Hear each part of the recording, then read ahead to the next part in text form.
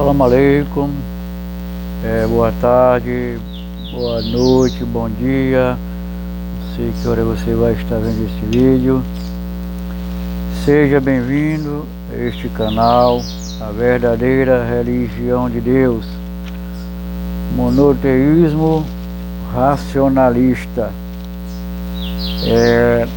Hoje, pessoal, nós vamos falar aqui um tema muito importante, né?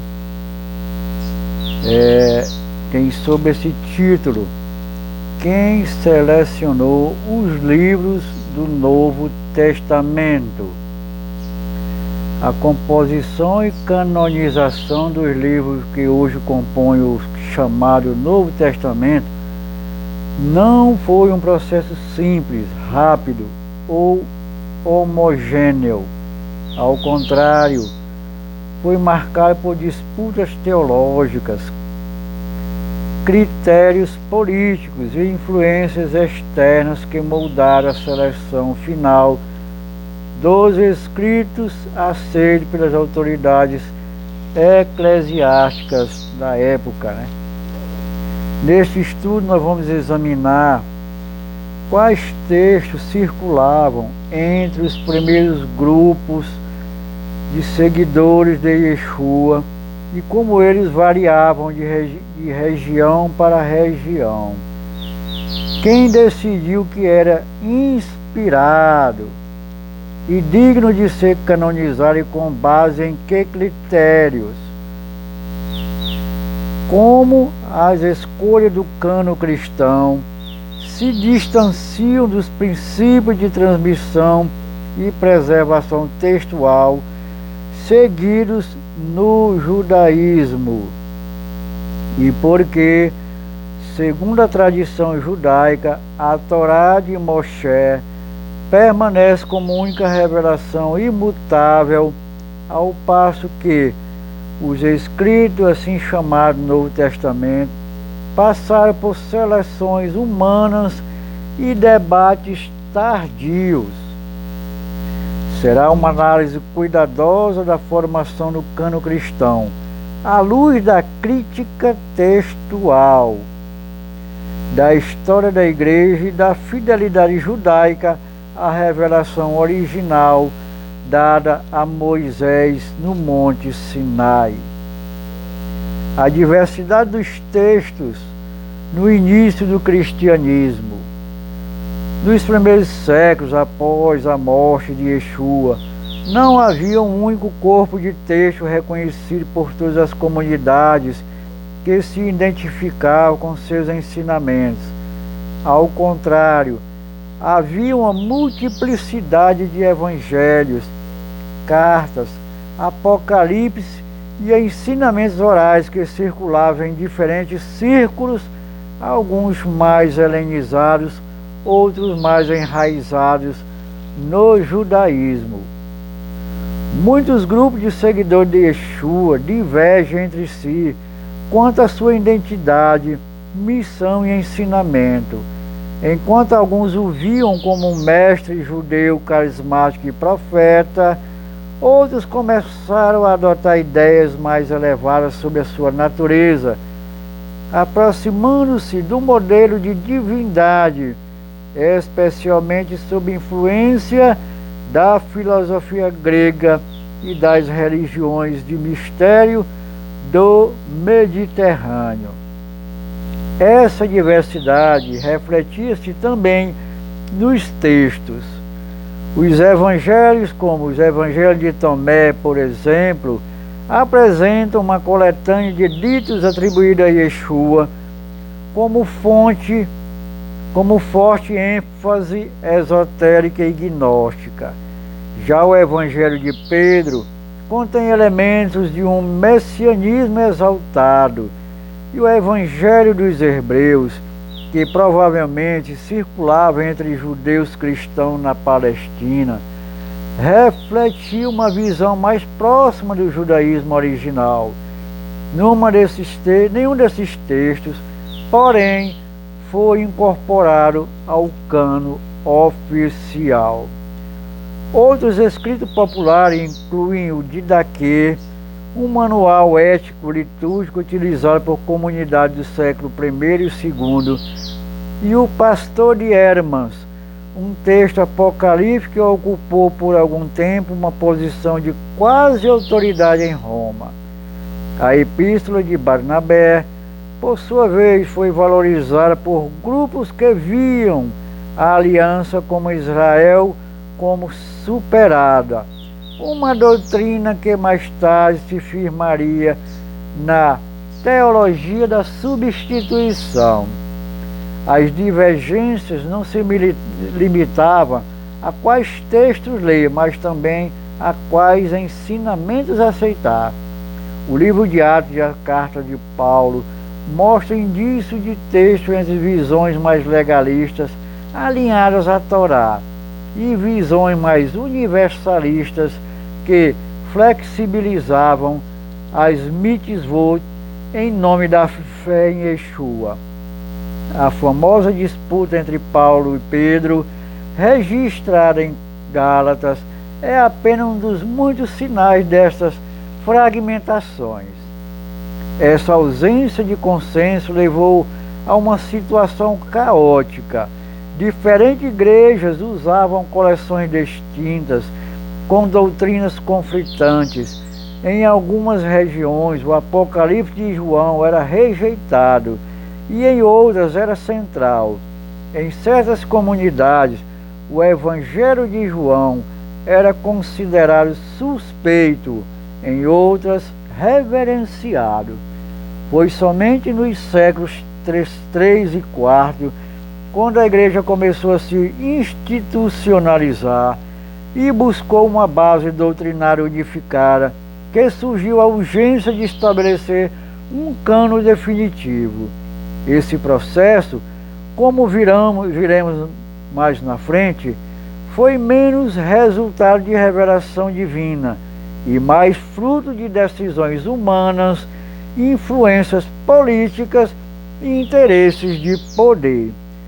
Essa diversidade inicial mostra que o Novo Testamento, como o conhecemos, não nasceu pronto, mas é fruto de escolhas humanas, debate teológico e processos históricos radicalmente distintos do modelo de revelação direta e coletivo que caracterizava o recebimento da Torá no Monte Sinai. Concílios, políticas e o cânon oficial. A necessidade de consolidar um cânon cristão tornou-se urgente nos séculos 3 e 4, quando a diversidade textual e doutrinária começou a gerar sérios conflitos dentro das comunidades cristãs em crescimento. Diferentes grupos, gnósticos, ebionitas, marcionistas, montanistas, disputavam a definição da verdadeira fé, cada um com seus próprios textos e interpretações. Neste contexto, o imperador romano Constantino viu na unificação religiosa um instrumento de estabilidade política, a partir do Edito de Milão, 313, da era cristã, que legalizou o cristianismo, e especialmente após o primeiro concílio de Nicéia, 325, da era cristã, a igreja passou a ter respaldo imperial para definir o que seria ortodoxo e, por consequência, quais livros seriam considerados sagrados. Ainda que o concílio de Nicéia não tenha estabelecido formalmente o cânon, ele foi o primeiro passo de uma institucionalização teológica que culminaria em decisões posteriores. O concílio de Laodiceia, 363, a era cristã, listou 26 dos 27 livros que hoje compõem o Novo Testamento.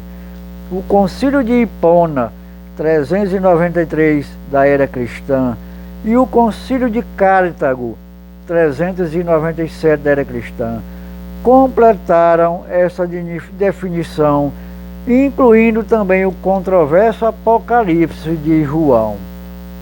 Essas decisões não se basearam em revelação profética, mas em critérios como utilização litúrgica nas igrejas oficiais, conformidade com a doutrina que se tornava dominante, especialmente a doutrina paulina, a atribuição apostólica, mesmo quando contestada por historiadores e críticos modernos, a aceitação majoritária por bispos influentes da Igreja Latina e Grega.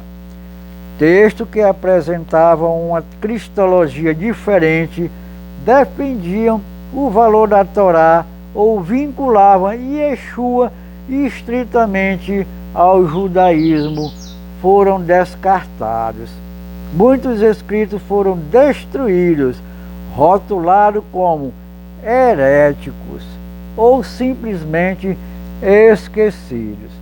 Esse processo de canonização ocorreu cerca de 300 anos após os eventos descritos nos próprios textos, um intervalo que contrasta fortemente com a tradição judaica de preservação textual imediata, coletiva e contínua. A Torá foi entregue a todo o povo de Israel com testemunhas múltiplas, memorização comunitária e cópias escritas sob rígidos critérios. Já os livros do Novo Testamento foram escolhidos por concílios de homens, com base em interesses teológicos e políticos. Essa formação do cânon cristão, longe de ser um processo neutro e exclusivamente espiritual, reflete a dinâmica do poder imperial e a busca por uniformidade doutrinária. Crítica textual moderna e os manuscritos antigos. Com o avanço da arqueologia bíblica e da ciência filológica, a partir do século XIX, estudiosos passaram a ter acesso a manuscritos muito mais antigos e diversos do que aqueles disponíveis na época dos concílios. A descoberta do Códice Sinaítico, do Códice Vaticano, dos papiros de Chester Belt e de manuscritos fragmentários como o papiro 52, trouxe à luz um fato incontornável. Os textos do Novo Testamento não são uniformes. Há milhares de variantes entre os manuscritos, omissões, acréscimos, alterações de palavras, tentativa de harmonizações. Algumas palavras famosas, como o final do Evangelho de Marcos 16, de 9 a 20, a história da mulher adúltera, João 53, 7:53 a 8:11, e a Trindade, explícita em 1 João 5:7, estão ausentes nos manuscritos mais antigos e só aparecem em cópias posteriores. Isso revela não apenas mudanças acidentais, mas também alterações intencionais para sustentar doutrinas emergentes. Outros elementos problemáticos incluem citações do Taná, que aparecem nos evangelhos como texto diferente do original hebraico, muitas vezes mais próximo da Septuaginta, tradução grega, o que indica um distanciamento da tradução textual judaica a uma adaptação às expectativas de um público gentil. Além disso, textos como os evangelhos de Mateus e Lucas apresentam narrativa da infância de Yeshua com detalhes que não aparecem em Marcos, o mais antigo dos evangelhos. Isso levanta a hipótese de que esses relatos foram adicionados posteriormente, com fins teológicos e apologéticos, visando moldar a imagem de Yeshua segundo modelos proféticos do Taná, como Isaías 7,14, muitas vezes reinterpretado fora de seu contexto original. A crítica textual também levanta questões sobre as chamadas profecias cumpridas. Por exemplo, muitos estudiosos apontam que a previsão da destruição do templo, Lucas 21, Marcos 13, foi escrita após o evento de 70 da era cristã, sendo redigida em estilo profético, mas na realidade refletia uma leitura retroativa dos acontecimentos, ou seja, profecia historicizada. Essa técnica literária, comum em textos apocalípticos, visava conferir autoridade e legitimidade aos autores cristãos frente ao colapso do sistema sacerdotal judaico. A crítica textual também expõe como os evangelhos foram organizados com intencionalidade teológica. Cada evangelista tinha um objetivo próprio e não buscava narrar fatos do objetivo como um historiador moderno. Por isso, os eventos são reordenados, modificados ou enfatizados conforme a agenda de cada autor. Como se vê na forma como Marcos destaca a incompreensão dos discípulos, enquanto João apresenta uma teologia mais elevada. Essa constatação reforça um contraste com a tradição judaica. Enquanto a Torá foi transmitida com extremo rigor, letra por letra, com cópias controladas, leitura pública e tradição oral paralela, os textos cristãos se formaram por um processo aberto, sujeito a múltiplas invenções humanas, muitas vezes não documentadas. A crítica textual, portanto, não nega que os evangelhos e cartas cristãs tenham valor histórico ou literário, mas questiona sua origem inspirada e sua autoridade canônica como revelação divina direta, especialmente quando comparada à estrutura textual e à transmissão rigorosa da Torá judaica. A supremacia da revelação no judaísmo. Ao contrastarmos o processo de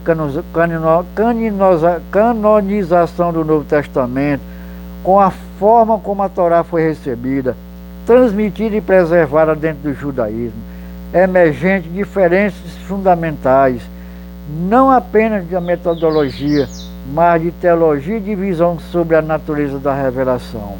No judaísmo, a Torá não é resultado de uma seleção comunitária ou debate teológico posterior. Ela é recebida diretamente por Moshe no Sinai, diante de todo o povo de Israel, em um evento coletivo, auditivo e visual. A tradição rabínica enfatiza que essa transmissão não foi subjetiva, mas objetiva e pública, com testemunhas e continuidade histórica. O Talmud, Malcote 24a, afirma: Moshe recebeu a Torá no Sinai e a transmitiu a Josué. Uma cadeia de transmissão contínua, reconhecida, registrada.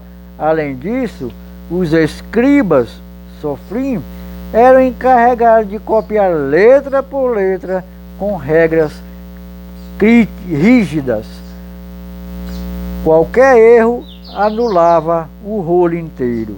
Isso criou um padrão de precisão textual sem paralelo na antiguidade. Em contraste, os evangelhos foram escritos décadas após os eventos que narraram por autores anônimos, com contradições internas e ausência de testemunhas diretas. Não há qualquer processo semelhante ao dos escribas judaicos na cópia dos primeiros manuscritos cristãos. A diversidade textual e as modificações doutrinárias posteriores, mesmo que bem intencionadas, mostram um distanciamento do modelo de revelação e preservação que caracterizava a fé judaica. Assim, enquanto o cânon cristão é um produto de debates humanos, concílios e adaptações culturais, a Torá permanece como um alicerce eterno e imutável do pacto entre Hashem e o povo de Israel.